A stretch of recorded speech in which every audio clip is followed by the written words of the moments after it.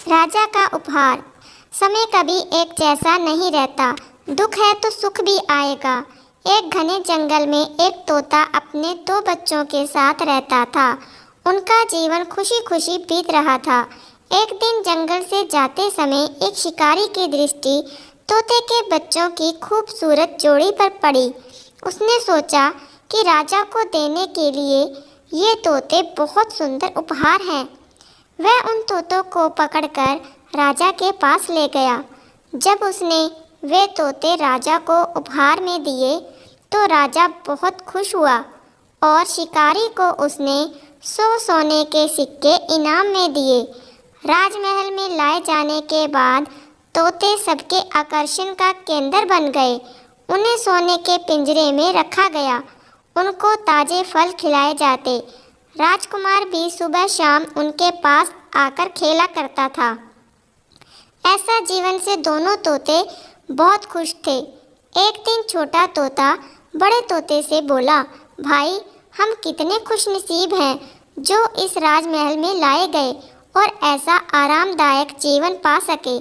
यहाँ हमारी ज़रूरत की हर चीज़ बिना मेहनत के हमें मिल जाती है।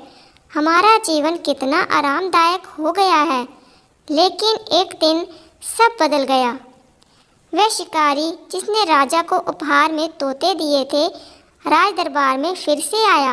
इस बार उसने एक काला बंदर राजा को उपहार में दिया। अब काला बंदर राजमहल में सबके आकर्षण का केंद्र था। उसके खाने पीने का विशेष ख्याल रखा जाने लगा। तोतों के प्रति सबने ध्यान देना बंद कर दिया। यह देखकर छोटा तोता बहुत दुखी था। वह बड़े तोते से बोला, भाई, इस काले बंदर ने हमारी सारी खुशियाँ छीन ली हैं। इसके कारण अब हमारी ओर कोई ध्यान ही नहीं देता। बड़ा तोता बोला, कुछ भी सिताई नहीं रहता मेरे भाई, वक्त बदलते देर नहीं लगती। बंदर बहुत शरारती था। एक दिन उसने महल में बहुत उत्पात मचाया। राजकुमार भी उसकी हरकत से डर गया। राजा को जब बंदर के बारे में पता चला तो उसने उसे जंगल में छोड़ आने का आदेश दे दिया। आदेश का पालन कर बंदर को जंगल में छोड़ दिया गया। उस दिन के बाद से तोते फिर से महल में सबके आकर्षण का केंद्र बन गए। अब छोटा तोता बहुत खुश था।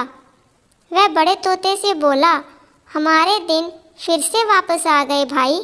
बड़ा तोता बोला, याद रखो मेरे भाई, समय कभी एक जैसा नहीं रहता, इसलिए जब समय साथ ना दे तो दुखी नहीं होना चाहिए।